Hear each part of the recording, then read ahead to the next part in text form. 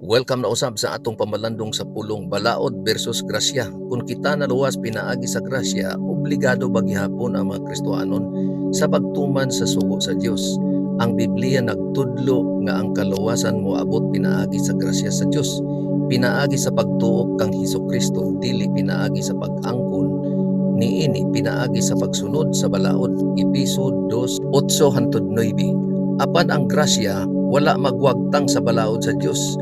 Hinunoa ang grasya nagbag-o sa kasing-kasing sa magtotoo o naghatag og gahom sa kinabuhi sa mahigugmaong pagkamasinugtanon. 5 ka hinungdanong kamatuoran sa Biblia bahin sa grasya. Una, ang grasya nagluwas kanato.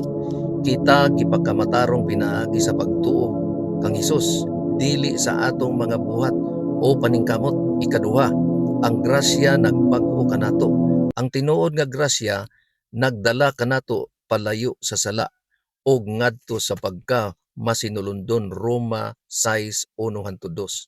Ikatulo, ang balaod sa Dios nagpabiling relevant nga ang mga sugo sa Dios nagpadayon sa pagpadayag sa iyang sukdanan sa pagkamatarong.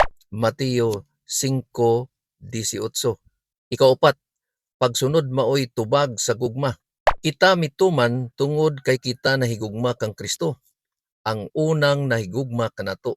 Juan 14:15. Ikalima, ang pagkamasinulundon nagpakita sa tinuod nga pagtuo. Ang pagtuman sa mga sugo sa Dios mao ang ebidensya sa usa ka buhi nga relasyon uban kaniya. 1 Juan 2:3. Si Hesus nagbarog taliwala sa krus ug sa napulo ka sugo. Nagpasiugda nga ang grasya ug pagkamasinugtanon dili kaaway kundi kauban sa Kristohanong kinabuhi. Dili kita naluwas pinaagi sa pagkamasinugtanon, apan kadtong naluwas pinaagi sa grasya magtinguha sa pagsunod sa Dios. Mahinungdanong mensahe, kita naluwas pinaagi sa grasya, pinaagi sa pagtuo, apan ang grasya nagtudlo kanato sa pagtuman. Ang pagtuo nga walay pagtuman patay. Santiago 2:17. Pulo nga atong pamalandungan, ang grasya sa Dios wala magpaubos sa iyang sukdanan. Kini nagpausab sa atong mga kasing-kasing aron kita malipay sa pagbuhat sa iyang kabubuton.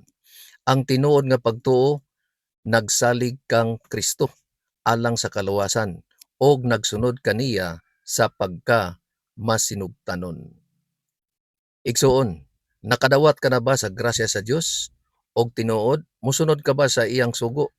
Hinumdumi nga lahi ang pag-angkon sa pagtuman, kay matud pa sa panultihon, action speaks louder than words.